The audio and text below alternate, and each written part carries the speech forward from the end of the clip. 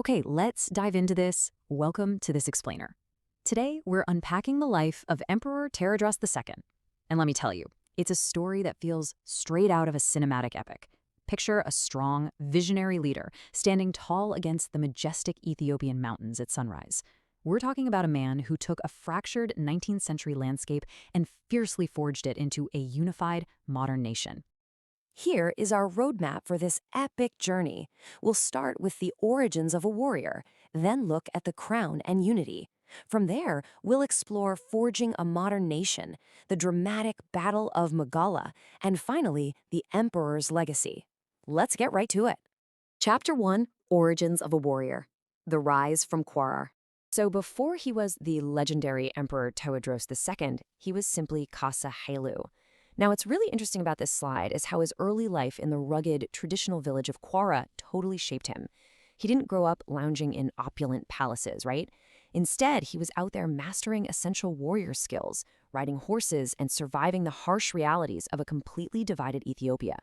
That gritty upbringing, that is exactly what built his tactical brilliance. If we trace his timeline, you can really see this incredibly rapid, almost ruthless rise. It starts with those childhood years in Klewera, just grinding and honing his combat abilities. Then we move into his warrior years. Imagine these cinematic scenes. Kassa Hailu charging into battle, leading fierce soldiers armed with traditional shields and spears. And finally, the victory years. He didn't just survive the chaotic era of regional warlords. He absolutely crushed his rivals and emerged victorious, rising to ultimate, undeniable power. Chapter 2, The Crown and Unity, Becoming Emperor. So the crucial point is how he transitioned from just being a victorious warrior on the battlefield to becoming a legitimately recognized monarch. To actually rule, he needed political legitimacy. Picture this absolutely grand coronation inside a traditional Ethiopian church. It's filled with chanting priests, flickering candlelight casting long shadows everywhere, and there he is. He's got this striking dark curly hair, a regal beard, and he's wearing these magnificent traditional imperial robes and a glowing golden crown. But notice this? He's still holding his sword. It was a very clear, powerful message. Yes, he has the divine mandate, but his reign is going to be backed by fierce martial strength. But getting crowned was really just day one. The real challenge was stitching a broken country back together. Let's move to Haile Selassie and see how this builds his legacy. First, he traveled relentlessly across all those fragmented, rebellious regions. He used his sheer physical presence to basically force the map of Ethiopia back together. By doing this, he pacified the warlords and actually inspired the people to celebrate a new sense of unity, peace, and national identity. Chapter 3, Forging a Modern Nation, Innovation and Technology. Honestly, nothing captures his relentless drive for modernization quite like the Sebastopol cannon. We're talking about a giant, awe-inspiring piece of artillery. Imagine the scene at these bustling workshops. Sparks flying everywhere, the deafening sound of metal pounding, and intense, sweaty labor, all happening under the emperor's direct supervision. He actually coerced European artisans to help build it. It wasn't just a big gun, it was a massive technological leap to prove to the world that Ethiopia was self-sufficient and actively forging its own advanced future. Chapter 4, The Battle of Magdala, Conflict and Defense.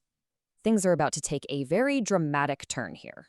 This entire era was defined by this incredibly stark, dramatic tension. On one hand, you have Tewodros intensely focused inward, centralizing power, building up technology, and pushing modernization. But right on the horizon, the sudden, terrifying approach of foreign armies. British expeditionary forces were closing in, while severe domestic rebellions were erupting at home. The emperor suddenly found himself totally cornered, forced to violently defend the very sovereignty he had just spent his life building. All of this geopolitical tension literally crashed together at the mountain fortress of Magdala. This was it, his final defensive redoubt, an imposing, natural stronghold sitting way up high in the mountains. The atmosphere there must have been overwhelmingly emotional. You have soldiers desperately, frantically preparing for battle, knowing the stakes are literally life or death. It was the tragic, epic climax of a newly modernizing kingdom bracing itself for a head-on collision with a massively industrialized foreign empire. Chapter 5, The Emperor's Legacy, and inspirational end. Today, Tewodros II is remembered as so much more than just a monarch.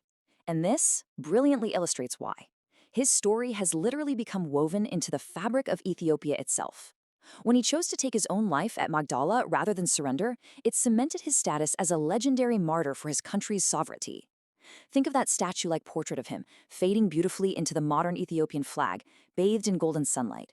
His epic journey from a young warrior in Kwara to a fiercely ambitious emperor is completely inseparable from Ethiopia's modern identity.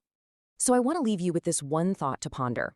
How does a final stand at a remote mountain fortress echo through a nation's identity forever? Tewodros' story proves that history isn't just a list of battles won or lost. It's about the bold vision to unite a fractured land and the sheer, fierce determination to modernize against impossible odds. His life is a massive inspiration, and I hope it invites you to look even deeper into the rich legacy of this incredible African kingdom.